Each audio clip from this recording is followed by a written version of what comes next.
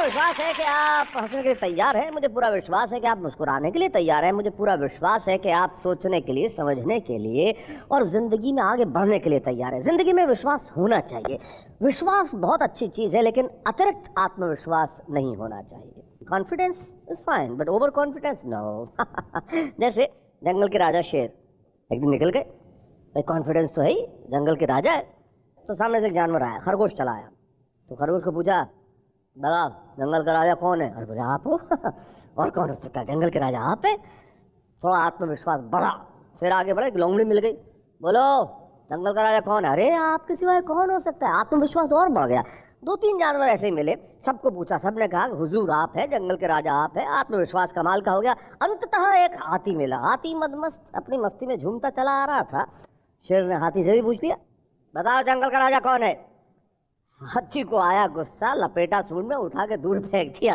शेर खड़ा हुआ, बोले नहीं मालूम तो ना बोलना, गुस्सा काहे को होता है यार। देखिए हम तो प्यार करने वाले लोग हैं।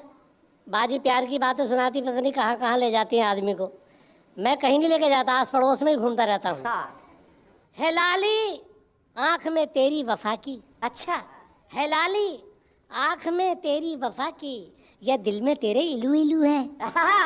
पलटकर लड़की एक गुस्से से बोली, परे हट जा, मुझे स्वाइन फ्लू है। और देखिए एक शेर सुन लीजिए कि प्यार से जब उसने देखा रिश्ते फाइन हो गए, हम भी उसके इश्क में कुछ और शाइन हो गए, हम भी उसके इश्क में कुछ और शाइन हो गए। और जब कोरोना सी शक्ल लेकर गए ससुराल हम, सास ससुरा साले साली क्वारंटाइन हो गए। शेर सुनिए कि इस तरह रस्म उल्फत निभाता रहा। अच्छा, उनके खुजली हुई मैं खुजाता रहा, उनके खुजली हुई मैं खुजाता रहा। और दिल जली ने, मेरी प्रेमिका का नाम है दिल जली, दिल जली ने तो कांधे पे सर रख दिया, फिर मैं कांधे से जुएं हटाता रहा। खुजली पर आपको एक बात सुनाना चाहता हूँ मैं कि खुजली ऐसी चीज़ है कि न ये समय देखती है, न ये स्थान देखती है, न ये मेहमान देखती है। और खुजाने वालों को खुद दिखाई देना बंद हो जाके कहाँ बैठा हूँ। अभी ये गा के सुनाना चाहता हूँ।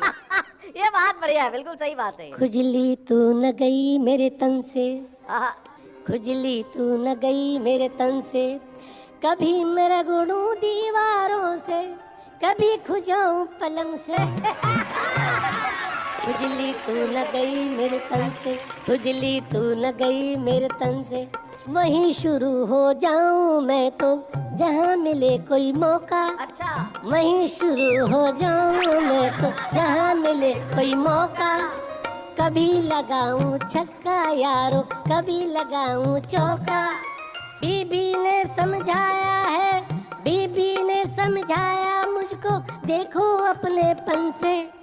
खुजली तू न गई मेरे तन से, खुजली तू न गई, कभी मेरा गुड़ू दीवारों से, कभी खुजाऊं पलंग से। खुजली तू न गई। भगवान करे आपके ना हो और आप मुझे स्टैंडिंग ओवेशन दे सकते हैं। धन्यवाद। शैलेश भाई साहब, आपका बहुत बहुत धन्यवाद, आपने मुझे ये मंच दिया। लेकिन मैं बड़ा कंफ्यूज हूँ। अच्छा, कंफ्यूज तो मैं बचपन से ही हूँ।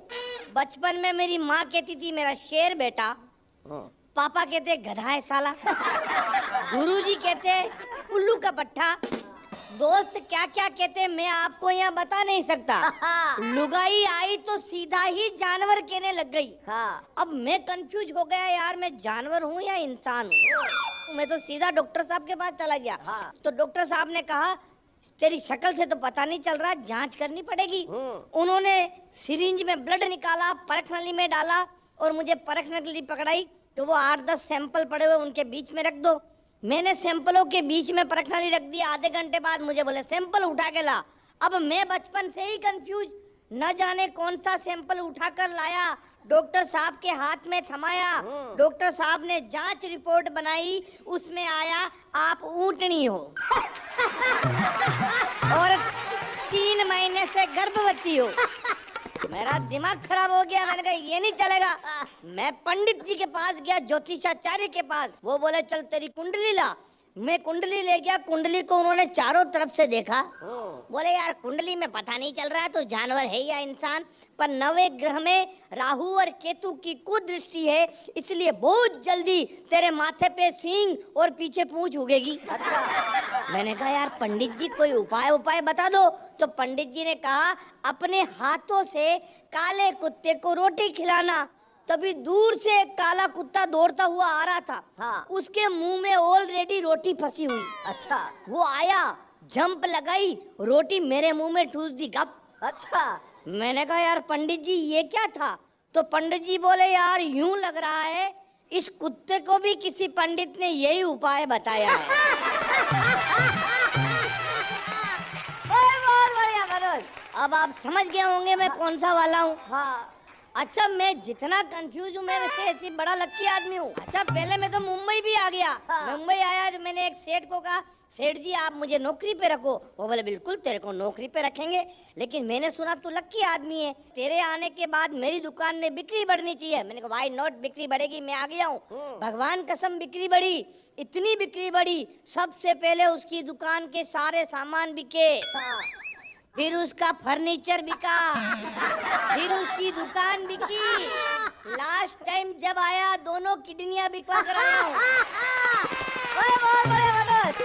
अच्छा मैं तो पत्नी से सबसे ज्यादा परेशान। एक बार तो मैंने अपनी पत्नी को गुर्रा कर पूछा कि बता मेरे बगैर तेरी औकात क्या है? तो मेरी पत्नी ने कहा पहले ये बताओ आप हो इसमें बड़ी बात क्या है? आप नहीं होते तो कोई और होता, जहाँ आज आप रो रहे हो वहाँ कोई और रोता। क्या बात है? और चार पंक्तियाँ हाँ। ये माना पुरुष बलधारी है मगर जीतती सदा नारी है।